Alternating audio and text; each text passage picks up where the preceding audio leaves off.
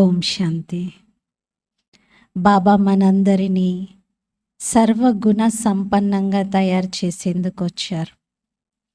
బాబా పిల్లలు మీరు గుణవంతులుగా అయితే అందరికీ సుఖం లభిస్తుంది అంటున్నారు.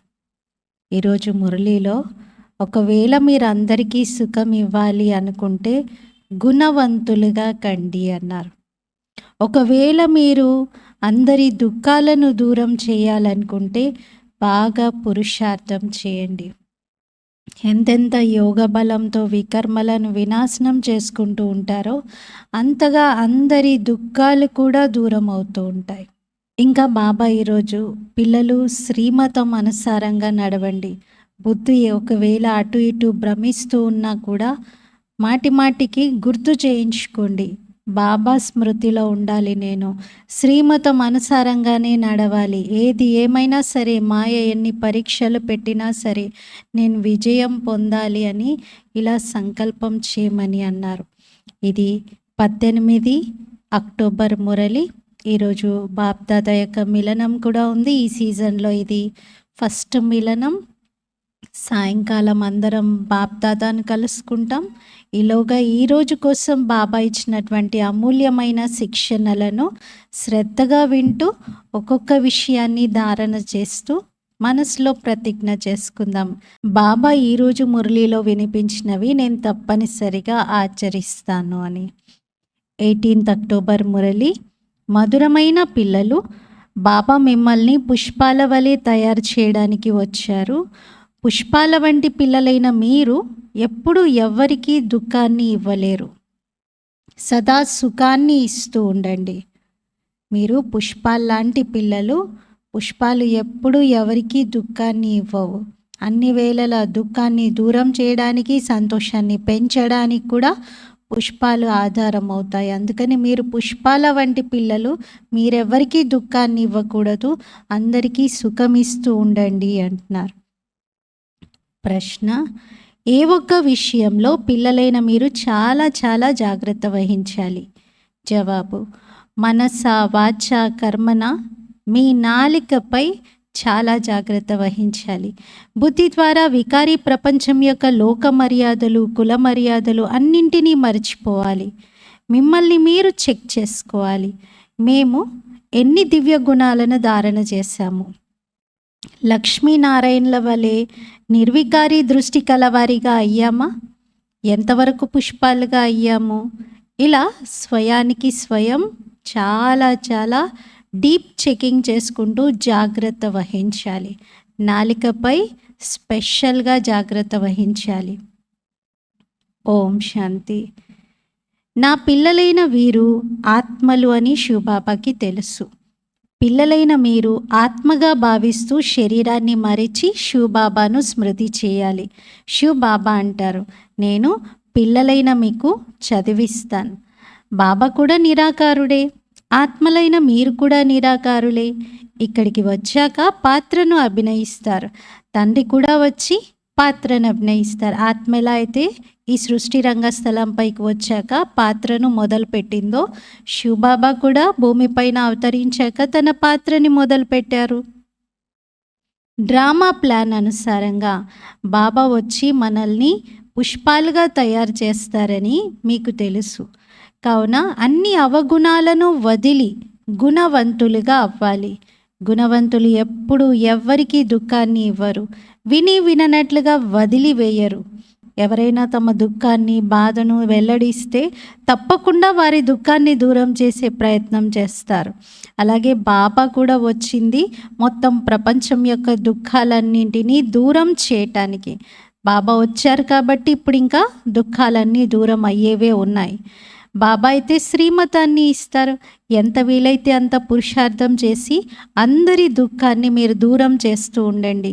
పురుషార్థం ద్వారానే మంచి పదవి లభిస్తుంది.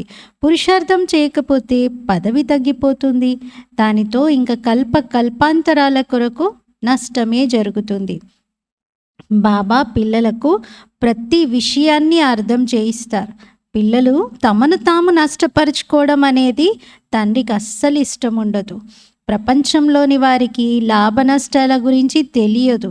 కావున పిల్లలు తమపై తాము దయ చూపించుకోవాలి, శ్రీమతంపై నడుస్తూ ఉండాలి. బుద్ధి అటు ఇటు పరిగెడుతూ ఉంటుంది, అయినా కానీ ప్రయత్నించండి. మేము ఇటువంటి అనంతమైన తండ్రిని ఎందుకు స్మృతి చెయ్యము? ఆ స్మృతితోనే ఉన్నత పదవి లభిస్తుంది కదా. తక్కువలో తక్కువ స్వర్గంలోకైతే వెళ్తారు కదా. ఇలా తనకి తాను మాట్లాడుకోవాలి. కానీ స్వర్గంలో ఉన్నత పదవిని పొందాలి. మా పిల్లలు స్కూల్లో చదువుకొని ఉన్నత పదవిని పొందాలి అని తల్లిదండ్రులు అంటారు కదా. ఇక్కడ దీని గురించి ఎవ్వరికీ తెలియదు. మీ సంబంధీకులకు మీరు ఏ చదువు చదువుతున్నారు అనేది తెలియదు. అసలు ఇది చదువు అనే విషయం కూడా వారికి తెలియదు. ఏదో సత్సంగానికి వెళ్తున్నారు, ఎక్కడికో వెళ్తారు, రోజు వింటారని అంటారు, కానీ దీన్ని ఒక చదువు అని అనుకోరు. ఆ చదువు విషయంలోనైతే మిత్ర సంబంధికులు మొదలైన వారందరికీ తెలుస్తుంది. ఫలానా వారు ఎంబీబీఎస్ చదువుతున్నారు, వారు డిగ్రీ చదువుతున్నారు, పీజీ చేస్తున్నారు, ఇలా అందరి గురించి తెలుస్తుంది. కానీ ఇందులో కొందరికే తెలుస్తుంది, కొందరికి తెలియదు. కొందరి విషయంలో తండ్రికి తెలిస్తే సోదరి సోదరులకు తెలియదు. కొందరి విషయంలో తల్లికి తెలిస్తే తండ్రికే తెలియదు. ఎందుకంటే ఇది విచిత్రమైన చదువు, మరియు చదివించేవారు కూడా విచిత్రమైన వారు. నంబర్ వారీగా అర్థం చేసుకుంటారు. బాబా అంటారు, భక్తి అయితే మీరు ఎంతగానో చేశారు, అది కూడా నంబర్ వారీగా. ఎవరైతే చాలా భక్తిని చేశారో వారే మళ్ళీ ఈ జ్ఞానాన్ని కూడా తీసుకుంటారు. ఇప్పుడు ఇక భక్తి యొక్క ఆచార వ్యవహారాలు పూర్తవుతాయి. మీరా లోక మర్యాదలను, కుల మర్యాదలను వదిలేశారని పూర్వకాలంలో ఆమె గురించి అనేవారు. ఇక్కడైతే మీరు మొత్తం వికారీ కుల మర్యాదలనన్నింటినీ వదిలేయాలి. బుద్ధి ద్వారా అన్నింటినీ సన్యసించాలి. ఈ వికారీ ప్రపంచంలోనివేవి మీకు మంచిగా అనిపించవు. వికర్మలు చేసేవారు ఏమాత్రం మంచిగా అనిపించరు. వారు తమ భాగ్యాన్నే పాడు చేసుకుంటారు. పిల్లలు ఎవరినైనా విసిగిస్తే లేక చదువుకోకపోతే అది ఇష్టపడే తండ్రి ఎవరూ ఉండరు కదా. అక్కడ ఇటువంటి పిల్లలు ఎవరూ ఉండరని పిల్లలైన మీకు తెలుసు. సత్యుగంలో అలా చదువుకోనటువంటి పిల్లలు, తల్లిదండ్రిని కష్టపెట్టే పిల్లలు, ఇబ్బందులకు గురి చేసే పిల్లలు ఉండనే ఉండరు. అక్కడ ఏ తల్లిదండ్రికి పిల్లల ద్వారా కష్టం కలగదు. వారి పేరే దేవీ దేవతలు. ఇది ఎంత పవిత్రమైన పేరు! స్వయాన్ని చెక్ చేసుకోవాలి. నాలో దైవీ గుణాలు ఉన్నాయా? పేరేమో దేవీ దేవతలు. దేవీ దేవతలుగా అవ్వబోయేటువంటి వారు దైవీ గుణాలు కలిగి ఉండాలి కదా. మరి ఉన్నాయా చూసుకోవాలి. సహనశీలురుగా కూడా అవ్వవలసి ఉంటుంది. ఇది బుద్ధియోగం యొక్క విషయం. ఈ యుద్ధం అయితే చాలా మధురమైనది. తండ్రిని స్మృతి చేయడంలో ఎటువంటి యుద్ధం యొక్క విషయము లేదు. ఇకపోతే ఇందులో మాయ విఘ్నాలు బాగా ఎదురవుతూ ఉంటాయి. వాటి నుండి సంభాళించుకోవాల్సి ఉంటుంది. మాయ పైన అయితే మీరు విజయాన్ని పొందాల్సిందే. మీకు తెలుసు, కల్పకల్పం మీరు విజయాన్ని పొందుతారు. కల్పకల్పం మనం ఏదైతే చేస్తూ వచ్చామో, కల్పకల్పం ఏదైతే నడుస్తూ వచ్చిందో పూర్తి యాక్యురేట్గా అదే పురుషార్థం ఇప్పుడు కూడా నడుస్తుంది. ఇప్పుడు మనం పద్మాపదం భాగ్యశాలులుగా అవుతామని, మళ్ళీ సత్యయుగంలో అపారమైన సుఖవంతులుగా ఉంటామని మీకు తెలుసు. కల్పకల్పము ఇదే విధంగా బాబా వచ్చి అర్థం చేయిస్తారు. ఇది కొత్త విషయం ఏమీ కాదు, ఇది చాలా పాత విషయం. పిల్లలు పూర్తిగా పుష్పాలలాగా అవ్వాలని బాబా కోరుకుంటారు. లౌకిక తండ్రి కూడా తన పిల్లలు పూల సమానంగా అవ్వాలి అని కోరుకుంటారు కదా. పారలౌకిక తండ్రి అయితే ముళ్ళను పుష్పాలుగా తయారు చేయడానికే వస్తారు. కావున ఆ విధంగా మరి తయారవ్వాలి కదా. బాబా ఆ పర్పస్తో వచ్చినప్పుడు బాబాకు మనం ఆ విధంగా సహయోగం కూడా ఇవ్వాలి. బాబా మనల్ని ముళ్ళు నుండి పుష్పంగా తయారు చేస్తూ ఉన్నారు. మనస, వాచ, కర్మన, నాలికపై కూడా చాలా జాగ్రత్త వహించాలి. ప్రతి కర్మేంద్రియం పైన చాలా జాగ్రత్త వహించాలి. మాయ ఎంతగానో మోసం చేస్తూ ఉంటుంది. దాని నుండి బాగా సంభాళించుకోవాలి. ఇది చాలా పెద్ద గమ్యము. అర్ధకల్పం నుండి వికారి దృష్టి తయారైంది. దానిని ఒక్క జన్మలో నిర్వికారిగా తయారు చేసుకోవాలి. ఈ లక్ష్మీనారాయణల దృష్టి ఎంత పవిత్రంగా ఉంటుందో అలా తయారు చేసుకోవాలి. వీరు సర్వగుణ సంపన్నులు కదా. అక్కడ వికారి దృష్టి అనేదే ఉండదు, రావణుడే ఉండడు. ఇది కొత్త విషయం ఏమీ కాదు. మీరు అనేక సార్లు ఈ పదవిని పొందారు. వీరు ఏం చదువుతున్నారు అనేది ప్రపంచానికి ఏమాత్రమూ తెలియదు. బాబా మీ సర్వ ఆశలను పూర్తి చేయడానికి వస్తారు.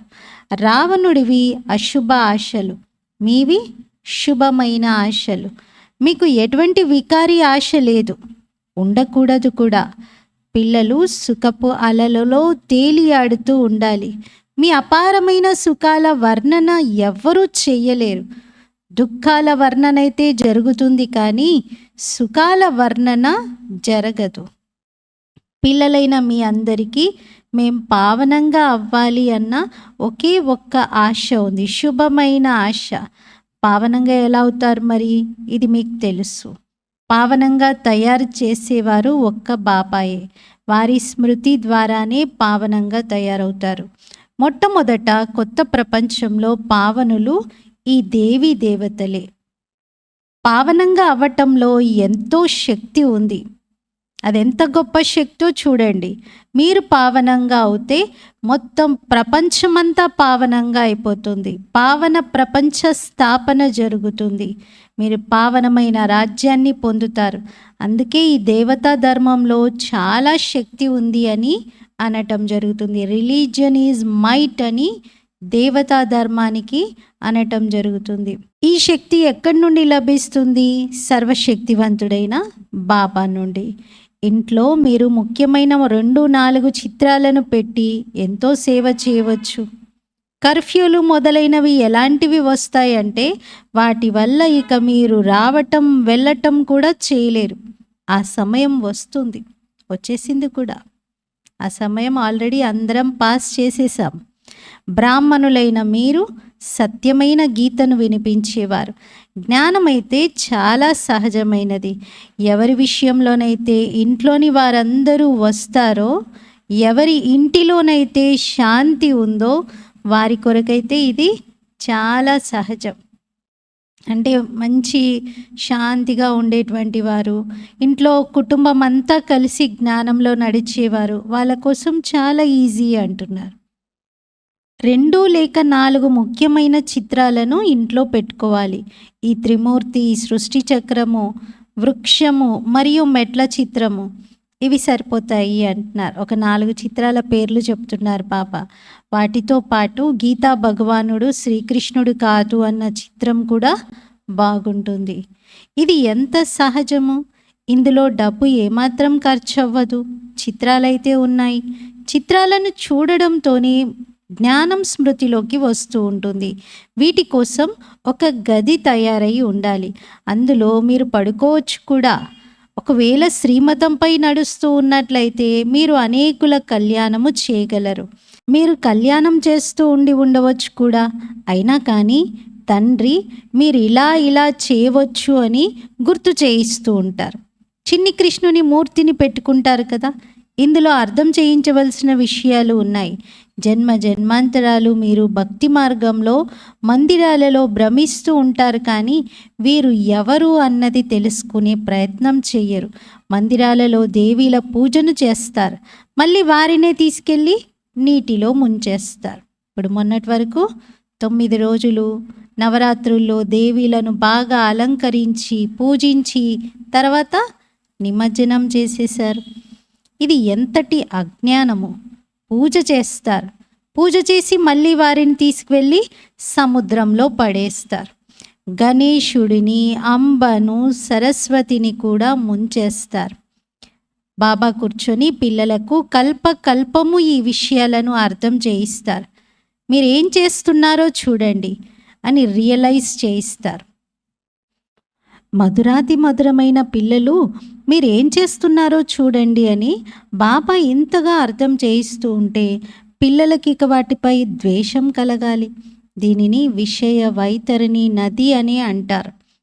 అక్కడ పాల సముద్రం ఉంటుందని కాదు, కానీ అక్కడ ప్రతి వస్తువు అపారంగా ఉంటుంది, అంటే సంపన్నంగా ఉంటుంది. పాలు నదుల సమానంగా నిండుగా ఉంటాయి అని అర్థం, అంతే.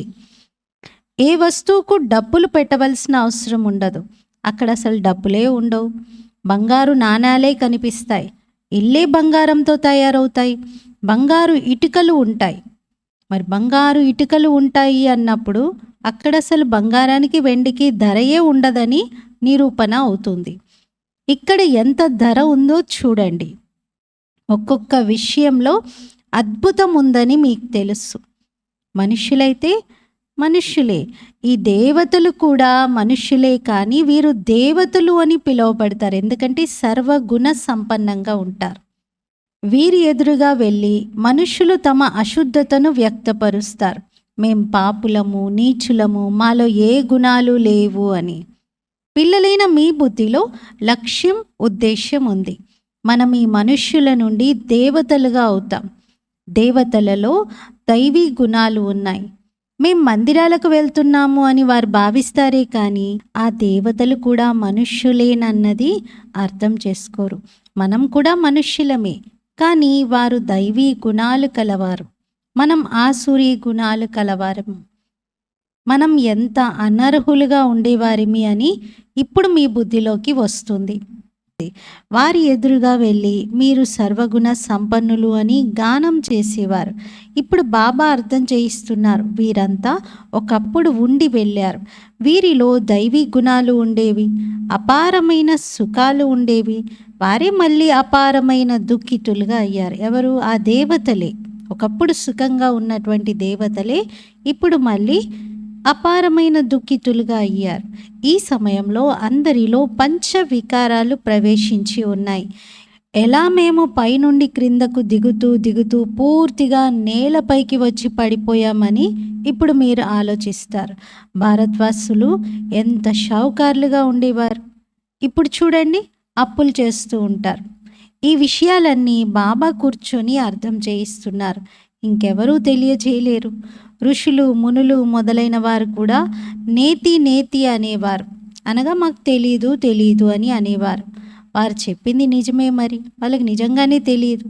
కానీ ఇప్పటి వాళ్ళు ఏమంటున్నారు? తెలియదు అనట్లేదు, అంతటా ఉన్నాడు, అందరిలో ఉన్నాడు, నాలో ఉన్నాడు, మీలో ఉన్నాడు అంటున్నారు. ఇప్పుడు మీకు అర్థమవుతుంది, వారికి తండ్రి గురించి కానీ రచన యొక్క ఆది మధ్యాంతాల గురించి కానీ తెలియదు. ఇప్పుడు కూడా పిల్లలైన మీకు తప్ప ఇంకెవరికీ తెలియదు.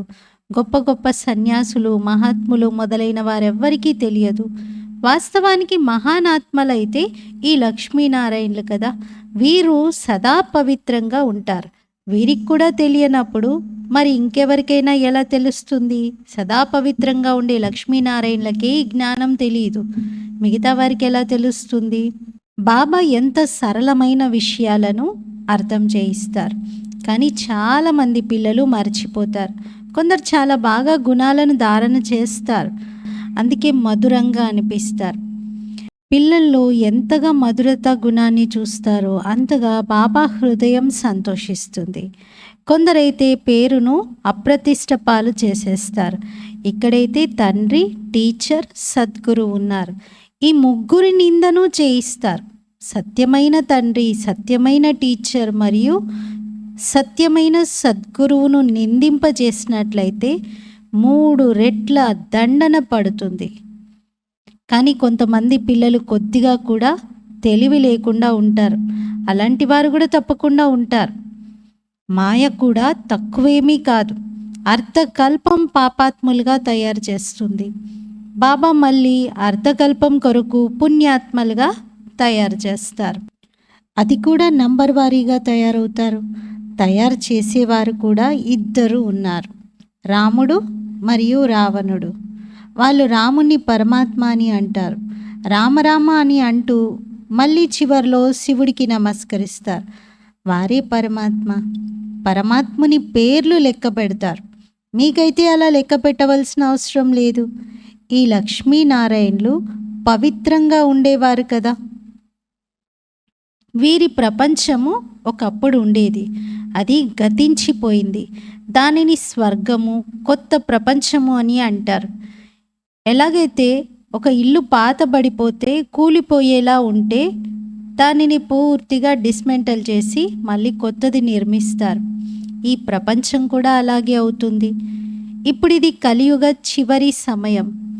ఇవి అర్థం చేసుకోవాల్సిన చాలా సహజమైన విషయాలు. ధారణ చెయ్యాలి మరియు చేయించాలి. బాబా అయితే అందరికీ అర్థం చేయించేందుకు వెళ్ళరు. సేవకు వెళ్ళాల్సింది పిల్లలే. పిల్లలైన మీరు ఈశ్వరీయ సేవలో ఉన్నారు. బాబా ఏ సేవనైతే నేర్పిస్తారో అదే సేవ చేయాలి. ఇది ఈశ్వరీయ సేవ మాత్రమే.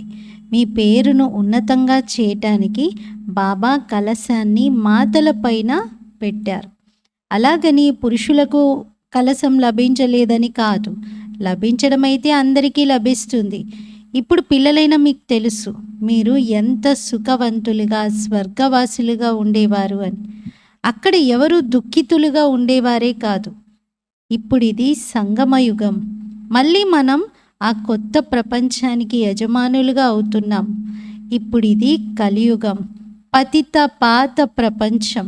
పూర్తిగా గేద బుద్ధి కల మనుష్యుల్లా ఉన్నారందరూ.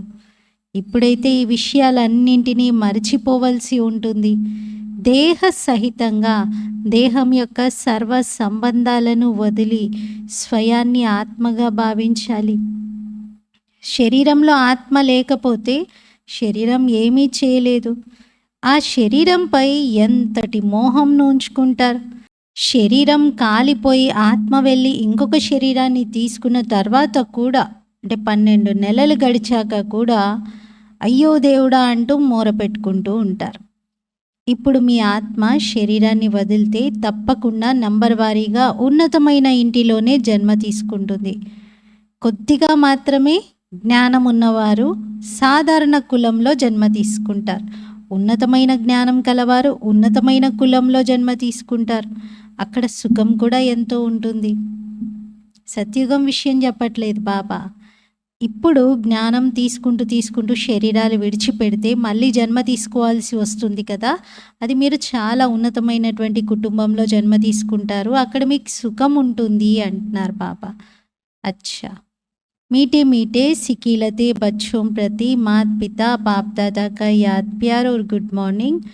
रूहानी बाप की रूहानी बच्चों को नमस्ते।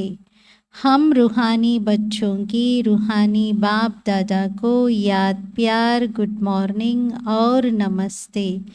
मेरा बाबा मीठा बाबा प्यारा बाबा शुक्रिया बाबा। धारण కొరకు ముఖ్య సారము.